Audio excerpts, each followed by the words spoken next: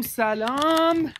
امروز کاملا دست پریم اومدیم کیتای فصل 25-26 رو با همدیگه آنالیز کنیم. هر کدومش داستان من دیده نمیشم. نه یه کات بده.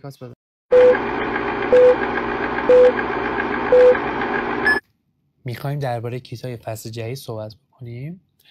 تخفیف داریم، یادتون باشه. کویز هم داریم.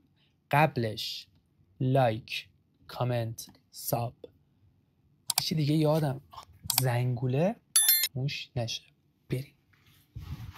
سلام، خیلی خوش اومدید به برنامه گلش کن. امروز میخوایم درباره، البته امشب شماست، شاید هم امروز شما باشه، معلومه شما کی دارید میرید. یک کات دیگه بده. سلام، خوش اومدید به برنامه گلش کن. امروز میخوایم درباره کیت های فصل جدید با هم دیگه صحبت بکنیم. چه طرحهایی زدن امسال، هر کدومش معنی خاص میده، یه مفهوم خاص داره و من مطمئنم شما بعد دیدن این ویدیو یه سری فوش نثار طرحهای ایرانی میکنید. اصلا شک نکنید، اصلا پرسپولیس رو اگه نگاه کنید چند سال فقط داره رو تخت جمشید کار میکنه و تابلو داره رو تخت جمشید کار میکنه. کیتای الان نگاه کنید همه کدگذاری شده، استقلال داره فقط رو 2 تا ستارهش مانور میده، در صورتی کلی مفهوم، کلی حرف پشت کیتای اروپایی هست، پشت طرحهای اروپایی هست که می‌خوایم امروز با هم دیگه بررسی کنیم. دوست عزیزم که پشت دوربینه لطف میکنه که به صورت خیلی واقعا رندومه، یعنی اصلا شک نکنید، به صورت کاملا رندوم محصولاتو میفرسته. قراره با هم دیگه آنالیز بکنیم. فکر کنم تو 2 پارت ما با هم دیگه بررسی بکنیم. خیلی تعداد باله و خیلی حرف برای گفتن هست. قطعا خوشتون میاد و روی خریدتون خیلی تاثیر میذاره. اولیو بنداز. خب با کیت قهرمان جام باشگاه جهان چلسی شروع میکنیم. قبل اینکه کیت چلسی رو با هم دیگه یه آنالیز بکنیم، خیلی طرحش باحاله. یعنی خیلی خوشحال شدم اولین کیت چلسی بود واقعا، چون خیلی با طرحش حال کردم. و قبل اینکه شروع بکنیم ما 3 تا جدول براتون تعیین کردیم که می‌خوایم با هم دیگه رتبه بندی بکنیم کیتای امسال رو، کدوم خوشگل‌تره، کدوم زشت‌تره. زشت که نداریم، صادقانه زشت نداریم، باید بخری. و برای همین به 3 قسمت تقسیم کردیم. قسمت اول محشر رو میخرم که میاد پایین صفحه، قسمت دوم معمولی رو میخرم و قسمت سوم خوب نیست و میخرم. شما در نهایت باید این کیتا رو بخرید، دیر یا زود. Damn, what is that, bro? کیت 120 سالگی چلسی و کیت میشه گفت همین کیت امسال چلسی یه طرح خیلی عجیب غریب توش داره. تو نگاه اول همه میگن که این چه طرحیه و اصلا معلوم نیست چی به چی و اینا، در صورتی که از این خبرها نیست. طرح کیت چلسی برگرفته از معماری غرب لندنه. سنگ فرش های دم استادیوم استنفورد بریج روی این کیت کار شده و چقدر باحال چلسی تونسته اون هویت خودش رو روی کیت بیاره. کیت چلسی با آهنگ اور هاوس، اگر درست تلفظ کرده باشم، خیلی بریتیش بودم، اور هاوس که معنی و مفهوم شهر ما رو میده معرفی شد و خیلی خیلی خیلی قشنگ تونست این مفهوم رو برسونه که هویتی که داریم، تاریخچه‌ای که داریم از کجا میاد. ترکیب رنگ سفید و قرمز روی یقه کار شده. دلیلش میتونه باشه، دلیلش ترکیب رنگ سال دهه‌های 70 80 لندنه که تقریبا روی لندن کار شده این کیت و خیلی باحاله و به زودی از فصل جدید تای قهرمانی جهان هم میاد وسط سینه‌اش و این کیتو خیلی خاص‌تر رو شیک‌تر میکنه. حالا این کیت خاص نظرهای منفی هم داشته که بریم هم دیگه کلا میخوایم رو همه کیتا نظر منفی‌ها رو بخونیم. حالا چرا نظر مثبت‌ها رو نمیخونیم؟ چون حال نمیده. آخه کسی که چیز میکنه، حالا چیزشو نمیتونم بگم، واقعا چه چیزی برای خوندن داره. نظر منفی‌ها رو میخونیم ببینیم شما با این نظرها موافق هستید یا نه. خب بریم نظر کاربرا رو بخونیم، نظر منفیاشون. البته واقعا نباید این کیت نظر منفی بدی. یعنی تویی که تو اروپا نشستی و داری روی این کیت نظر منفی میدی، بیا کیتای ایرانیو ببین، میپرستی این کیتو به خدا. یکی نوشته این لباس شبیه روکش صندلی اتوبوس واحده. این جلوش نیست ولی پشتش یه ذره هست که اونم خب شعورت نمیرسه که گفتی. این طرح لندن بیشرف. جلوی لباس اوکیه، این هم نظر منو گفته. پشتش انگار پسر خالم با جارو برقی گفته به جون فرش. نایک انگار میترسه لباس ساده طراحی کنه. خب اگه ساده طراحی کنه که دوباره میای زار میزنی که البته داری میگی من با شما نیستم مردم شریف ایران، من مثلا شما رو خیلی چیز میکنم. کیت نیست، لباس تمرینیه. اینم نه، واقعا دارید مسخره میگید. یعنی شماهای اروپایی یقش انگاری اشتباهی دوخته شده. یقش به نظر من گرد میشد بهتر بود و شاید اصلا رنگ قرمز هم نباشه رو کیت چلسی. تو ایران بود مثلا استقلال رنگ قرمز استفاده میکرد، خشتکت مدیر عامل استقلال رو میکردن توی دهنش، توی حالا هر جایی. ولی تو چلسی اتفاق افتاده، کسی هم کار نداره چون جهان اوله و خوشحالشون. یکی دیگه گفته تر مخفی گذاشتن. آخه واسه چی؟ ما که دوربین مادون قرمز نداریم. خب اصل تر همینه دیگه، معلومه قشنگه ولی وقتی اصلا دیده نشه چه فایده؟ تر مخفی واسه لباس نیست. تر مخفی واسه لباس نیست. زر زدن صادقانه. یعنی به صورت خلاصه شده این کیت برای من رتبه اول میگیره به خاطر تر خیلی باحالی که داره و باید از نزدیک ببینید این طرحو. به هوادار چلسی تبریک میگم، هم بابت قهرمانی هم بابت این کیت. بریم کیت بعدی رو ببینیم. خب بریم سراغ کیت دوم. کیت چلسی رو گفتم بر من رتبه اول و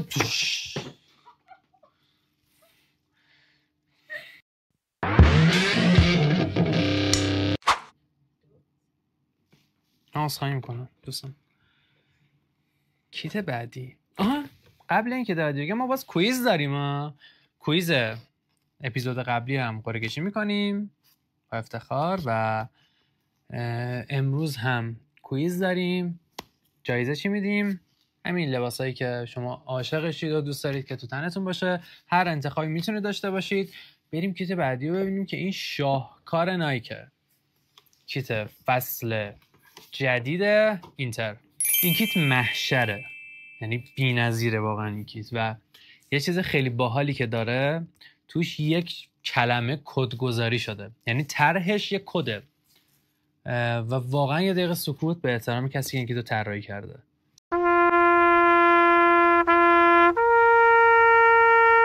قبل اینکه درباره این کیت صحبت بکنم از ادیتور عزیزم میخوام که اول کیت اینتر رو بیاره، یه چند ثانیه شما ببینید اصلا میفهمید این حرف رو، این کلمه رو یا نه. خیلی باحاله این کیت، خیلی.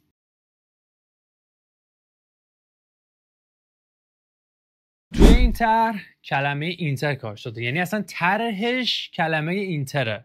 اینجوری بگم، نه که یه گوشه نوشته کل این خطایی که میبینید نوشته اینتر. بریم کدشو بهتون بگم، میگم جی تی ای کد بگم. این آیه، ببین آیه رفته، امیدوارم مشخص باشه. حالا یه گرافیکیش هم بهتون نشون میده. این n مثلا از اینجا میاد، این n، این t، اینجا که یه ذره حالت خمیده داره این ایه و کنارش هم آره. یعنی خطای امسال اینتر نوشته اینتره و خط عادی نیستش و ترکیب رنگش هم خیلی باحاله.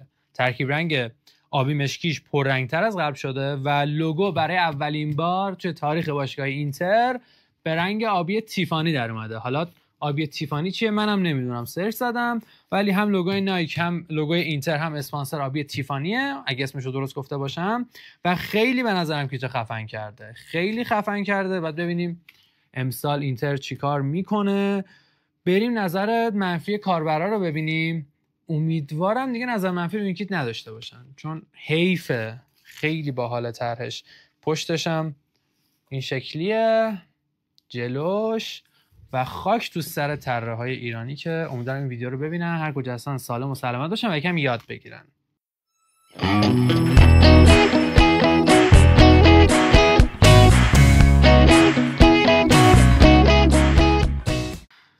درباره این کیتم نظر منفی داشتم. یعنی واقعا این اروپایی‌ها کاش یه هفته اردوی تفریحی بیان ایران و واقعا اینکه باید بپرستی. ترکیب رنگ به این خوشگلی، طرح به این باحالی، محتوا به این قوی. آخه چه مرگته که اینقدر تو انتقاد داری؟ طرف گفته حداقل میتونه از اینتر رو نشون بده. خب نشون داده، کوری مگه؟ این همه توضیح دادیم. لباس طوری طراحی شده که باید با ذره‌بین بگردی تا بفهمی که نوشته اینتر. یه نفر بیا طراح با خودش ببره. عکس بد گرفتید یا واقعا چیزی نداره. واقعا این اروپایی احمقن. یعنی من دارم عصبی میشم که اینقدر کفر نعمت میگن. چی میگن؟ یکی نوشته باورم نمیشه اولین عکس رسمی اینه. مثل اینه حتی نتونستن یه عکس درست بگیرن از کیت. رنگ آبی تیفانی یعنی دیگه هویت نیست. آخه چه ربطی داره؟ تو برو جام تو بگیر. آخه یه کاربری گفته تو کدوم خطای سیاه دیدی نوشته اینتر؟ من که هیچی ندیدم. خب کوری تو این اپیزود ما قشنگ بهتون توضیح دادیم، متوجه میشید که نوشته شده اینتر. امیدوارم این ویدیو برسه به لباس. وای یه فوش نوشته لباس فرا بده، نه کلاس قهرمانی داره نه چیزی برای تماشا. تو بازیکن درست بگیر، مربی درست بگیر، برات قهرمان میشه. اصلا ربطی به کیت نداره. ولی این کیت با اینکه این همه انتقاد شده به نظرم یکی از بهترین کیت های فصل جدیده و اگه اینتر باشه غلطی بکنه فکر کنم که میتونه به عنوان یکی از ماندگارترین کیت های اینتر باشه، چون هم تابو شکنی داره، رنگ لوگو عوض شده، هم یه طرح خیلی باحال داره و همه چی آماده است. فقط مونده یه تیم درست درمون، یه مربی درست درمون که دیگه ندارن و امیدواریم که این کیت ماندگار بشه. Respect man.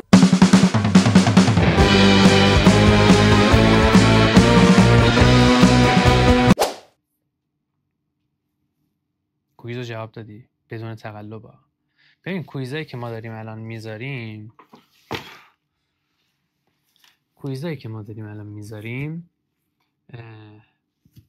جایزه کیت پشتم پر از کیت، دکوریتر عوض کردیم و بریم کیت. آقا با برنامه بنداز. یه چیز بزنم رسید. هر کی دیگه تو این اپیزود میبینید میتونید با تخفیف ویژه خرید بکنید. اوکیه؟ اینم داشته باشید. فقط تلگراممون پیام بدید، براتون مینویسیم.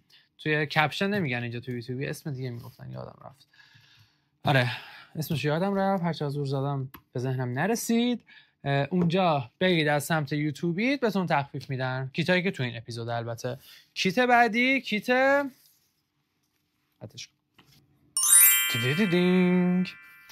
دوباره کیت بارسا و دوباره راه بعد از کیت سال پیش که نصف آبی نصف قرمز بود، درست مثل کیت 2008 9 بارسا که قهرمان سیل شد و کیت 100 سالگی بارسا، کیت امسال بارسا برگشت به همون حالت قبلش، راههای آبی قرمز ولی به شکل خیلی ادایی طور دیگه. اون راه ساده رو نداره و یه حالت گرادیانتی داره روی لباس که رنگا رو با هم دیگه قاطی کرده. حالا این شاید بگید دیگه این یه طرح مثلا ساده است، هیچ معنا و مفهومی روش نداره و اینا، که خیر، این هم یه معنا و مفهومی داره. دیدی توی یه سری از عکس‌ها یه نفر داره میدوه بعد پشتش انگاری خودش داره میدوه. نمیدونم واقعا به این مدل عکس‌ها چی میگن. یه حالت سرعتی هستش که همه ادیتور عزیزم تو رو خدا این عکسو بنداز اینجا، مرسی. خیلی مفهومش سخته، قطعا یه معنی یه اسمی هم داره که من بلد نیستم. اینم دقیقاً همونه. طرح بارسا برگرفته شده از تکون دادن پرچم بارسا توی ورزشگاه نیوکمپ. اینو هیچ بارسایی نمیدونه، چون خودم در آوردم. چندش؟ نه شوخی کردم. واقعا نایک از پرچمای ورزشگاه نیوکمپ این طرحو در آورده و به نظرم خیلی باحاله. چیز خاص دیگه‌ای به ذهنم نمیرسه. یه شعار داره، من اینجا نوشته بودم. شعارش اینه که در حال حرکتیم، درست مثل پرچمایی که هر هفته توی نیوکمپ میرقصن. و کیت بارسا با این شعار رونمایی شد. طرحش باحاله به نظر من، ولی خب یکم جلف هم هست دیگه، یعنی مناسب همین یامالیناست به نظرم. یعنی اینو پویول نباید بپوشه ولی یامال بپوشه بهش میاد. نمیدونم تونستم منظورمو درست برسونم یا نه. بریم نظر کاربرا ببینیم. قطعا دیگه اینتر رو فوش دادن، چلسی رو فوش دادن، اینو که دیگه اصلا بریم. خیلی نقد شده بود. یعنی ما برای کیت اینتر چلسی خود گشتیم تو کامنت ها پیدا کردیم، اینو گلچین کردیم و پیدا کردیم و واقعا با این کیت حال نکردن. من اینو توی قسمت دوم میذارم، یعنی معمولیه ولی باید بخریم. یعنی اونقدر هم داغونی، خیلی انتقاد شد. اصلا فکر نمی‌کردم یکی نوشته بارسا گفت گرادیانت میزنیم تا همه بدونن فتوشاپ بلدیم. اون گرادیانت قرمز وسط لباس انگار یک کارآموز فتوشاپ از افکت پیشفرض فتوشاپ استفاده کرده. راست هم میگه، میتونست خیلی بهتر در بیاد ولی باز اونقدر هم بد نیست، یعنی شعاره باحال روی این کیت. یکی نوشته پسرم گفت لباس چه تیمیه این، برای مهد کودک هم لازمه. نظری ندارم ولی همون بحث یامال پویولی بود که منم گفتم. اون پایین لباس رنگا محو میشن، مثل نقاشی کودکستانه. واقعا بچه‌ها اینو طراحی کردن. تازه کلی فوش داشته، یعنی اون طراح عزیز تو توییتر یه سرچ بزنه فوشه جهت یاد میگیره. طراح گفته بذار همه حالتهای راه با هم دیگه قاطی کنم ببینم کدومش وایرال میشه. دیگه چی؟ یاد کیت پالرمو افتادم، فقط اسمش فرق داره دیگه. زر نزن، کجاش این پالرموه؟ دوباره اروپای جماعت اعصای ما رو خورد کردن. یکی نوشته تیم کلاس داره ولی طراحی نداره. اینو میذارم هوادار بقیه تیم‌ها نظر بدن. بریم سراغ تیم بعدی. خب بریم سراغ کیت بعدی. امیدوارم لطف کردید، یعنی همین که پرتاب نکردیم واقعا سپاسگزارم. کیت بعدی خیلی با شخصیت به دستمون رسید و بعد از 13 سال چیه این؟ صدای اومد. همکاری دوباره لیورپول و آدیداس. کیت امسال لیورپول بعد از 13 سال با آدیداس قرارداد بسته و اینم برگرفته از چیزیه. بله عزیزان، برگرفته از چیه؟ برگرفته از اولین همکاری آدیداس و لیورپول. دیدینگ دوباره بعد از سال 2007 بگو تقریبا میشه 18 سال این کی تقریبا بازآفرینی شده به وسیله خود آدیداس و باید ببینیم که خاطرات جرارد و کیا بودن، کویت بود، کرگر بود، نمیدونم تورس تکرار میشه با صلاح و مکالیستر و نونیز که حالا نه. خیلی کیت شیکه، خیلی باحاله. بریم بیشتر دربارش صحبت کنیم. خب همونجوری که گفتیم آدیداس طرح سال 2007 رو دوباره تکرار کرده. خیلی شیک، خیلی مینیمال این کیت. ترکیب رنگ فقط قرمز و سفید و چقدر خوب شد. یعنی چند سالی بود که نایک داشت کیتای لیورپول رو میزد ترکیب رنگ قرمز زرد میزد و قرمز طلایی میزد که اصلا نمیخورد به لیورپول، واقعا نمیخورد به لیورپول. لوگو رو زرد میزد اکثرا، اصلا من حال نمیکردم. خیلی از هوادار لیورپول هم حال نمیکردن. ولی الان یکی کیت کاملا کلاسیک تور و البته طرحهایی داره روی لباس، طرح خود اصلی آدیداس امساله که خیلی کیتو شیک کرده و من خیلی باش حال میکنم. رتبه اولو بهش نمیدم چون فقط شیک و خیلی مثلا کلاسیک و مدرنه. شیک و کلاسیک و مدرن با هم نمیخونه. شیک و کلاسیک و ساده است، اینجوری بهتون بگم، مدرن نیست واقعا. و امیدوارم خاطرات باحالی که هوادار لیورپول سال 2007 داشتن با بازیکناشون و خیلی خیلی خاطرات جذابی هست از تورس، از جرارد و کویت. من خودم فن کویت بودم و امیدوارم تکرار بشه برای هوادار لیورپول. من طرفدار لیورپول نیستم ولی براشون آرزو میکنم همینقدر انسان باز دوباره تک و تنها خارج از نگاه دون. خب بریم نظر منفی ها رو بخونیم. یادتونه چلسی رو گفتن این چرا انقدر طرح داره و کاش ساده بود اینا. الان من مطمئنم ساده ها رو بخونم که ساده لیورپول رو بخونم نصفشون گفتن چرا طرح نداره. یکی نوشته مثل پیرن منچستر شده. شاید چون آدیداس خیلی با منچستر کار کرده همچین تصوریه، ولی خب من الان دقت کردم اسم میکنم آره قبلا همچین حالتی ما از منچستر دیده بودیم. اوکی بهش حق میدم. یقش ابلهه. شاید من دارم بد ترجمه میکنم ولی یقه ابله معنی نمیده. خیلی هم ترکیب رنگش باحال و خوشگله، فقط دیگه مثل 2007 یقه دار نیست، یقه گرده. یکی نوشته توی عکس‌ها قرمز نیست، باید کپشن بزنن تا بفهمیم. زر میزنه، کاملا قرمزه.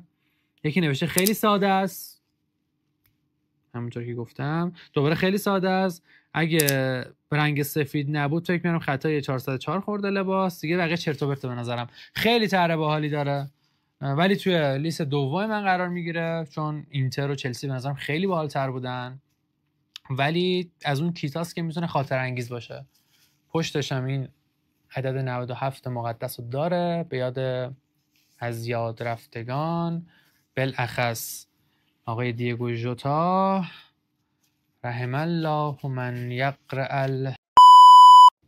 خب اینم از کیت لیورپول. بریم کیت بعدی. آروم بناس آروم بناس.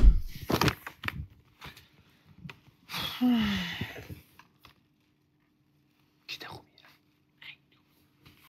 کیت بعدی آرسنال. بدون تعصب عالیه. البته اینکه طرفدارش من بی تاثیر نیست، ولی یه چیزایی درباره این کیت من بگم. خیلی سرچ زدم تا بهش رسیدم. البته خیلی سرچ خاصی هم نزدم، فقط سایت باشگاه رو دیدم. بریم درباره آرسنال صحبت کنیم. خیلی روش میشه حرف زد، خیلی طرحش باحاله. البته خیلی گفتن طرحش باحال نیست و ترکیبی از مدرن و کلاسیکه، با هم دیگه میبینیمش. قبل اینکه درباره این کیت صحبت کنیم، واقعا حالا من چون خودم طرفدار آرسنالم حس میکنم خیلی تعصبیه، ولی از دور که نگاه میکنم خیلی کیتای آرسنال خوشگله. یعنی تایمی که با نایک قرارداد بسته بود و کیتاشو نایک میزد خیلی کیتاش خوشگل بود. کیتای تایمی که با پوما کار میکرد خیلی خوشگل بود. و آدیداس هم عالیه. آدیداس سال پیش یه ترکیب رنگ قرمز سفید سرمه شیک زد که برای استایل کردن خیلی خوب بود و خیلیا از ما این کیتو خریدند و اون آرسنالیه که نخریدن خیلی باید ناراحت بشن چون دیگه شارژ نمیشه. کیت 2 سال پیشش که فوق العاده بود، قرمز سفید طلایی بود و واقعا اون کیت فقط قهرمانی کم داشت. و خب آرسنال و قهرمانی خط خیلی موازی شدن این چند سال. این کیت هم یه طرح، یعنی ترکیبی از کلاسیک و مدرن بودنه که با هم دیگه دربارش صحبت می‌کنیم. آرسنال برگشت به ترکیب رنگ قرمز سفید ساده خودش و یقش هم کاملا حالت کلاسیک گذاشته، دقیقاً مثل کیتای زمان 1970 و 1980ش. منتها روی کیت یه عالمه ای کلی ای داره این کیت که شاید فکر کنین یا همینجوری تایپ کردن و تموم شده، که اینم نه. یه طرحی پشت این ای هست که داره میگه این نبض باشگاه ماه. لوگوی قدیم آرسنال، یعنی طرح قدیم آرسنال، این ای آرسنال که برای زمان 1970 ایناست، با حالت تپش قلب روی کیت آرسنال اومده تا این رو به هوادارا بگه که نبض ما هنوز میزنه. شعار کیتشون هم این بود The Pulse of Our Club، یعنی نبض باشگاه ما، و این ای هم دقیقا همون معنی رو میده. بریم نظرها رو بخونیم. مطمئنم درباره این ای خیلی نظر منفی است. من خودم اینو رتبه دوم قرار میدم. این کیتو میتونست خیلی بهتر باشه به نظر من. چی خب اینم دوم قرار میدم دیگه. داشتم میگفتم اینم رتبه دوم مشترک قرار میدم با کیتای دیگه و تو قسمت معمولی‌ها خیلی میتونست بهتر باشه طرحش. من حتی نظرم اینه که اگه این ای نبود بالاتر میشه، ولی خب هدف این ای هم بد نیست. یعنی نبض باشگاه هم چیز باحالیه که طراح استفاده کرده. بریم نظر حالا بخونیم. یکی نوشته این لباس هیچ حسی نداره، یه چیز خیلی بیروح و خنثی‌ست، فقط انگار یه وظیفه بوده که طراحی بشه. داره زر میزنه چون قرمز سفید ساده استفاده شده و حالت کلاسیک داره. میگه بیروحه. بیروح پدرته. نه، یکی نوشته الگوی ای که روش زدن اصلا جذاب نیست، انگار یکی با ورد نوشته ای و پرینت گرفته و چسبونده روی پارچه. همون چیزی گفتم پشتم ای داره. یه سری اروپایی بدفاز دارن دربارش نظر میدن. یکی نوشته یقه لباس خیلی معمولیه، نه خاصه نه نوستالژی، فقط یه حلقه نصف کاره است که معلوم نیست کلاسیکه یا مدرن. کلاسیکه دیگه، کلاسیک تر از این یقه واقعا نداریم. تو هم داری زر میزنی دوست عزیز. یکی نوشته این همون لباسای ساده است که بچهای مدرسه تو تمرین میدادن. آدیداس باید جدی‌تر باشه.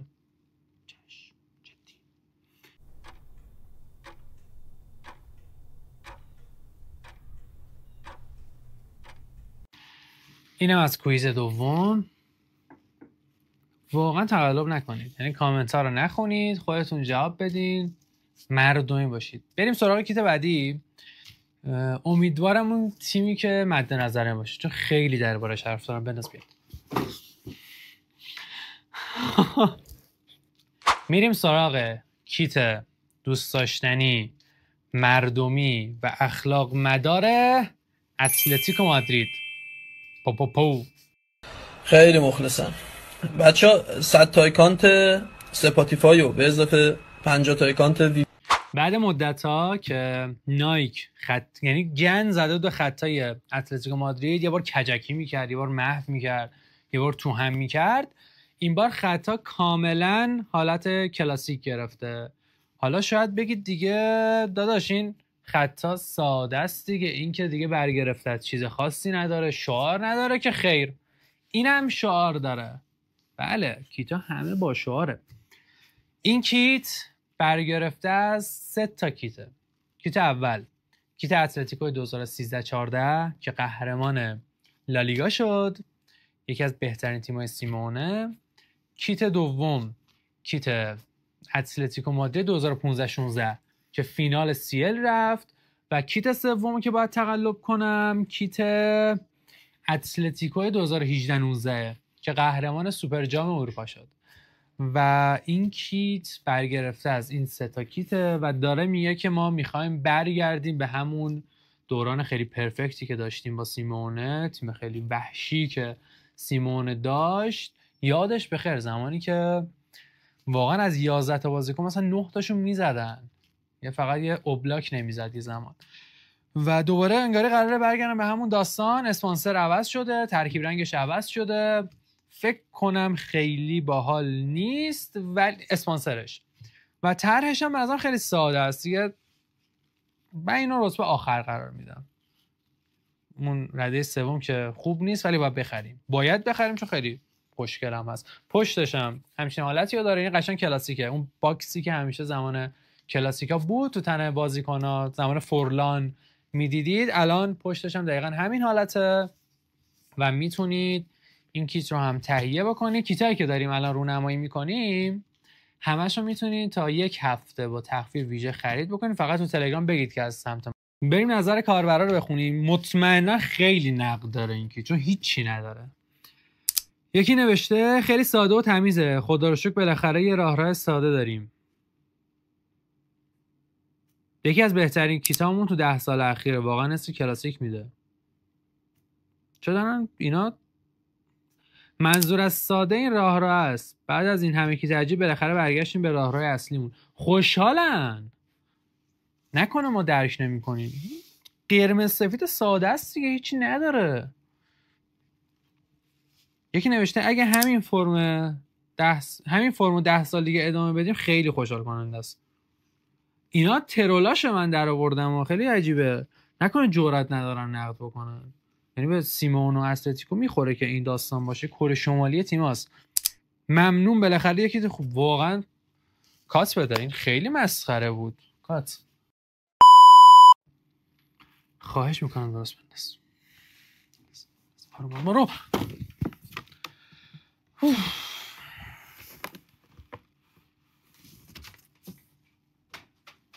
کیت قهرمان CL داریم. چیز باحالی در اومد. بریم آنالیز کنیم. خب قهرمان CL داریم، جامش هم داریم، اباحتی دادیم به ویدیو. حال میکنیم. خیلی از تیم‌ها این جامه رو ندارن، ما تو وینتج داریم. تیکه سنگین به خودم انداختم. تو خدای کات بود افسردگی گرفتم. خب کیت قهرمان اروپا رو من بذار اینجوری بذارم باحال دیده بشه. باحال دیده میشه خانم کارگردان؟ اوکی. کیت قهرمان CL برگرفته از طرح وسط، رنگش که همون رنگ همیشگیه، سرمه‌ای و قرمز، همون سرمه‌ای که همیشه رو کیتای پاریس بوده، همون قرمزی که همیشه بوده، ولی طرح وسطش طرح برگرفته از برج ایفله. اون معماری برج ایفل، کنارش هم یه خط سفیده که همرنگ خود برج ایفله و نایک سعی کرده بگه که مثلا ما عاشق شهرمون، از این چرت و پرتا که رو بقیه کیتا داشت. من خیلی با این کیت حال نکردم صادقانه، چون انگاری مثلا طرح شبیه چیزایی که مام بزرگا میدوزن و آویزون میکنن خونشونه. از پاریس که انقدر کیتا شیکه بعید همچین طرحی. ولی خب قرار فصل جدید پاریس سن ژرمن رو با این کیت ببینیم و بریم نظر کاربرا رو بخونیم. برای من این کیت در قعر جدول کیت ها قرار میگیره و اصلا باش خیلی حال نکردم. بریم نظر کاربرا رو بخونیم. خب یکی گفته یقه نامتقارن. آره راست میگه. لعنتی، البته لعنتی رو به صورت خیلی مؤدبانه ترجمه کردم انگلیسی فارسی رو. نایک داره با ما شوخی میکنه، یقش یه جوریه. راست میگه. رنگ قرمز وسط لباس انگار دارن برج ایفل رو با اسپری رنگ میکنن. یارو انگار نوار قرمز وسط و وقتی میبینه یاد برج ایفل میفته، یا آشپزی یا اسپری. چرت و پرت بود. یکی نوشته انگاری لوله کشیه. یکم فرانسوی اعصابم ندارن و من خیلی دارم سانسور میکنم. اصلا چرا بچه‌ها این متن برای من گذاشتن؟ هی میگن از برج ایفل الهام گرفتن، ولی به من بیشتر یاد سیمکشی صنعتی میده. اونایی که گفتن روی بازیکن‌ها خاص دیده میشه دارن بازی رو لایو نگاه میکنن. آقا بعضی گفته بودن که تو تن خیلی باحاله، ولی این یارو گفته بود که سانسور. و آخرین کیت تو پارت اول. اگه تیمتون تو این کیتا نبود وایسید پارت دوم ببینید، اونجا هم تخفیف داریم. ولی کیتایی که میخوای آروم باشه دا صبر کن، ولی کیتایی که بنداز حواسم پرت شد. بنداز به نظر تیمتونه یا نه. حس میکنم مثلا 40% حال بکنید با چیزی که قرار در بیاد، ولی 60% اومد بری پارت بعدی. بریم بیایم. کیت لیونل مسی و یا همون کیت اینتر میامی. توی این ویدیو میخوایم بفهمیم که بله مسی هم از باشگاه خودش بزرگتره، هم قطعا از خیلی از باشگاه دیگه بزرگتره. چرا؟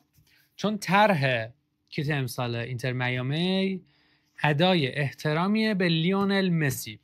راههایی که آدیداس برای این کیت در نظر گرفته به بهانه حالا تقدیر، تشکر، حالا هر چیزی، تقدیر و تشکر به مسی و کیتو شبیه کیتایی کرده که مورد علاقه لیونل مسیه و باهاش رشد کرده. کیت بارسلونا که همیشه کیت راه بوده و کیت آرژانتین که اون هم کیت راه بوده و آدیداس خواسته که یک کیت راه دیگه هم به لیست کیت های لیونل مسی اضافه بکنه و شده اینتر. جالبه. نمیدونم، من شاید اگه هوادار دو آتیشه اینتر میامی بودم خیلی حال نمی کردم، ولی اگه اصلا کی هست تو قطعا تو آمریکا بعضی طرفدار اینتر میامی دیگه اوکی، ولی اگه فن مسی بودم خیلی با این کیت حال میکردم که باشگاه انقدر احترام میذاره به اسطوره‌اش و این کیت به نظرم خیلی باحاله، خیلی هم کیفیتش خوبه. پیام این کیت همینه، ادای احترام به لیونل مسی، هیچ چیز دیگه ای نداره. شعار خود اینتر میامی هست، لوگو و همین، چی نداره. ترکیب رنگش هم خیلی باحاله، پرفروش هم بوده این کیت. خیلی هم میگن که صورتی پوشه، مثلا مرد چرا باید صورتی پوشه، ولی خب چیزی که ما داریم میبینیم دوران این حرفا تو ایران دیگه گذشته، چون خیلی ها این کیتو گرفتن از آقایون و قطعا توی امریکا هم همین نظر دارن که این رنگ اصلا ربطی به دختر پسر نداره. حالا ما میریم نظر کاربرای امریکایی هم میخونیم تا بیشتر با این قضیه آشنا بشیم. خب خطوط آرژانتین و بارسا اصلا نیاز نداشتیم. تو نیاز نداشتی، طرفدارای مسی داشتن. این خطوط آرژانتینی بارسایی واقعا اضافه است. می‌بینید هواداری اینتر میامی یکم عصبی ان اینجوری که بوش میاد به خاطر این خطا، چون یکم اینجوریه که باشگاه کوچیک‌تر از بازیکن، که قطعا همینطوره به نظر من. یکی نوشته راستش انگار این لباس یه لباس ارزون برای دخترای دبیرستانیه. خب فکر کنم اون قضیه که صورتی برای دختر و پسر که گفتم تو امریکا اوکی نیست. مرکز بندی گیره وسط لباس واقعا به هم ریخته است. دیگه خیلی داره تخصصی نگاه میکنه، مرکز بندی نداره کیت. اوکیه. شاید مثلا منظورش که اسپانسر کم باید بیاد پایین‌تر. شاید، ولی چرت نگو. تو آمریکا داری زندگی میکنی، عشق تو بکن بابا، کیتت هم بپوش. جلوی لباس تو عکس و لایف خیلی قشنگه، ولی وقتی نگاه میکنی خیلی معمولیه. نه اتفاقا به نظرم تو واقعیت خیلی باحال تره. یکی گفته همین حرفو زده دوباره که توی لایف خیلی باحاله، توی عکس خیلی باحاله، ولی وقتی نگاه میکنی اصلا باش ارتباط نمیگیری. که من دقیقاً نظرم برعکسه. به نظرم وقتی که دست میزنی به اینکی، چون اینجاش بافته و انگاری دوتا پارچه متفاوت اینکی استفاده شده، خیلی باحاله. من حال کردم دیگه. کسایی که تو آمریکا اینا بدفازن دیگه دارن بمیرن. من تو خاورمیانه حال کنم دیگه. تو نظر چی میدی؟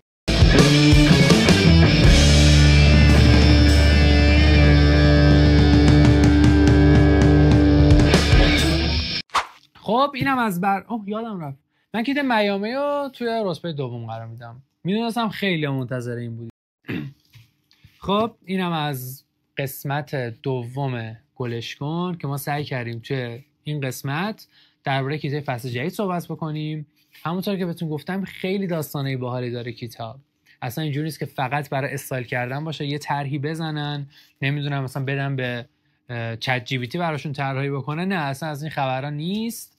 خیلی روش فکر میشه. حالا چند تا کیت تو اپیزود بعدی میگیم که واقعا باورتون نمیشه که این طرح‌ها رو روش فکر کردن، چون واقعا باحاله و نشد دیگه. ما واقعا شانسی، واقعا گفتم ما خیلی شانسی اینا رو انداختیم و دوست داشتم من حقیقتا رئال و منچستر رو بهتون بگم. تو اپیزود بعدی میگم خیلی طرحشون باحاله، مخصوصا منچستر و رئال که یکیش درباره سانتیاگو برنامه، یکیش درباره اولترافورد. حتما اپیزود بعدیمون رو ببینید و عرضم به حضورتون که خیلی خوشحال شدیم. ساب، لایک، کامنت، زنگوله، همه اینا رو فراموش نکنید. به امید دیدارتون. شاد و سلامت و موفق باشید. کیتا هم میتونید با تخفیف ویژه خریداری بکنید. خداحافظ.